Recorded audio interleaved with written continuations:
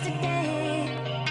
Ooh, 'cause we're worlds apart, but just the same. Step up and watch it break down. You really want it? Wanna make a scene? Show me what you mean. Let's get it started. Let me see what you got. Can you pick it up a notch? Don't think you got it. Can't handle the pressure yet. Oh, stop talking about it. Gotta make this count. Let's go. Are you ready? Are you ready for me? Are you ready? Are you ready? Are you ready to say?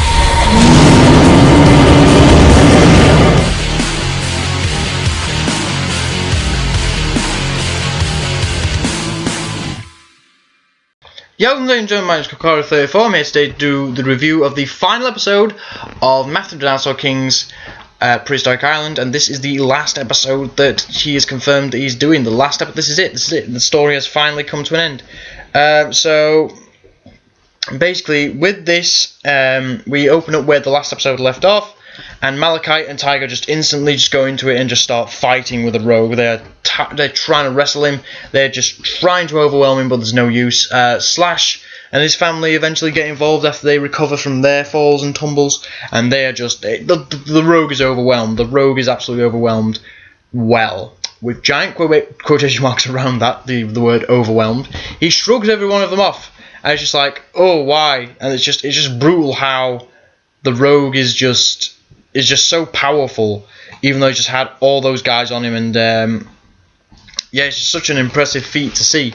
Then Mako, Belle, and Junior all get involved, and they all start attacking the rogue. Well, I say attacking, they get slammed, they get destroyed. Belle seems to get a real good beating from the rogue, which is pretty bad because I thought she was dead. But then the rogue turns to Junior and decides to throw him. Just straight up, just grabs him by the face and just throws him. Knocking him out. Malachite's not happy with this, and he decides to just wreck this rogue, and he's just going after this rogue. He's just got his teeth sunk in. And then we come to Annabelle, and she's over the rogue's nest. She's like just hearing all these sounds, and she's just thinking to herself, "Oh, this is just the usual thing," because she's gotten used to the rogue fighting these other dinosaurs and all that, and making trouble.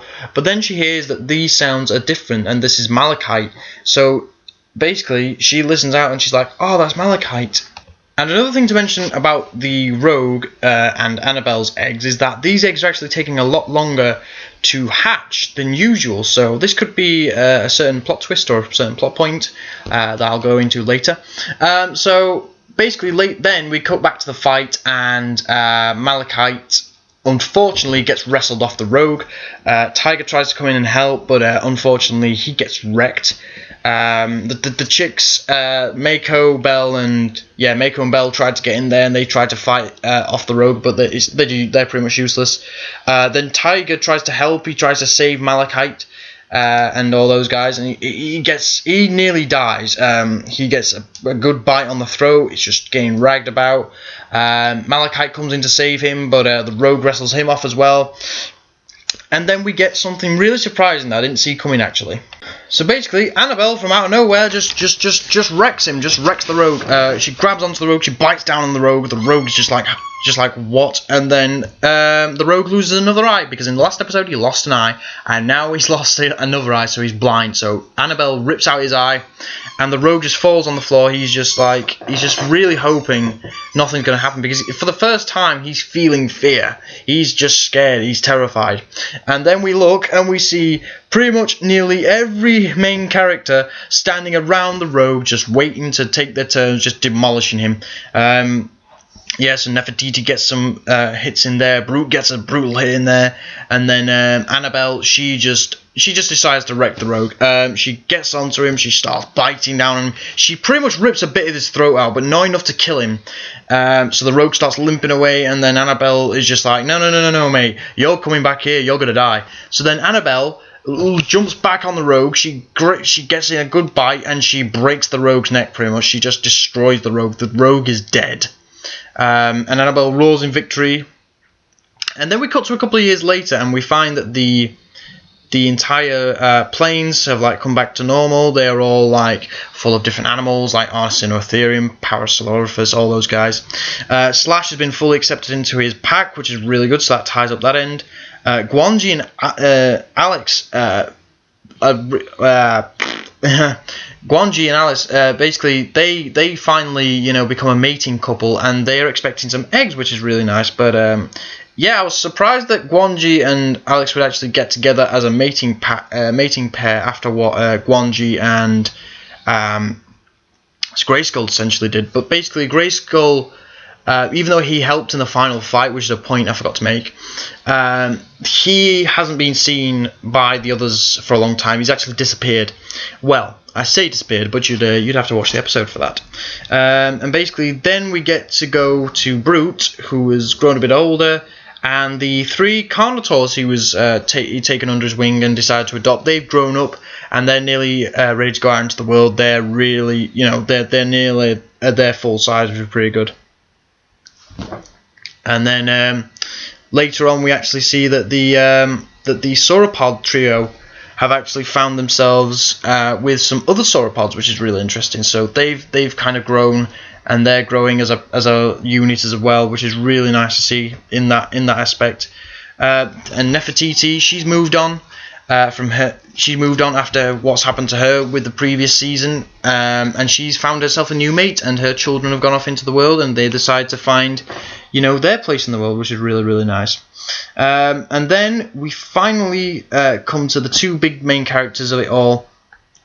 Todd, his herd has finally moved back into the Northern Plains, and he's having a good life. And then Todd spots his enemy. And Malachite and his family, they're grown. Malachite, Annabelle, Belle, and Junior are all grown. They're all fit. They're all healthy. They're all just looking out into their kingdom. And then the episode ends. So overall, the entire season as a whole was really good. This season was really intense. It had really dark storylines, and I was really excited for each episode, which was really, really good. But there's a couple of things that I'd like to address, and I think I could probably fix these up. These are some loose ends that didn't get tied up really. The rogue's eggs. Now, I think what Matthew was probably trying to say is that the rogue's eggs didn't hatch because maybe, I don't know, maybe Annabelle, or maybe the rogue is infertile, or maybe something went wrong and the eggs just didn't make it, or maybe they did and maybe Malachite killed the young. I don't know. It depends. Or maybe those young are actually off in the world somewhere. Maybe they've grown and decided to go off into the world. Because Junior and Belle have stayed with the pack. Then there is the thing about Tiger, because in the final battle it was stated that his wounds were bad, but he may recover. I'd like to think that maybe he did, and now he's passed away from this world. Maybe he's died, and now Mako has taken the guard up of being the protector, because that's essentially what Tiger was. Tiger was the protector of the island. He was the guard of the island. He guarded everything. He kept everything in balance. Even though in season 3 he didn't really do a good job of it, I'll admit, being a big Carcharodonsaurus fan. But yeah, I'd like to think that. But overall, everything's tied up. The whole storyline as a whole from season 1, season 3 was amazing. The characters you really love. The story is intense. It's dark. It's really foreboding. And I'm really, really happy that Matthew took so long, in actually making these stories, and actually, taking his time with making each story and making sure everything came together really, really well, because everything did. So yeah. So I just want to say this, Matthew, you've done a really, really good job, mate. I'm really happy with what you've done. Really, really impressed. I think everyone else should be really impressed. And definitely everyone, if you have not seen this series, you owe it to yourself to go and see this series, because this series is absolutely amazing. So I want to thank everybody for watching, and I want to thank Matthew the Dinosaur King for making such a good series and taking us on such a splendid and just awesome ride of a story. So yeah, thank you for watching. Hope you enjoyed, and I shall see you later. Bye bye.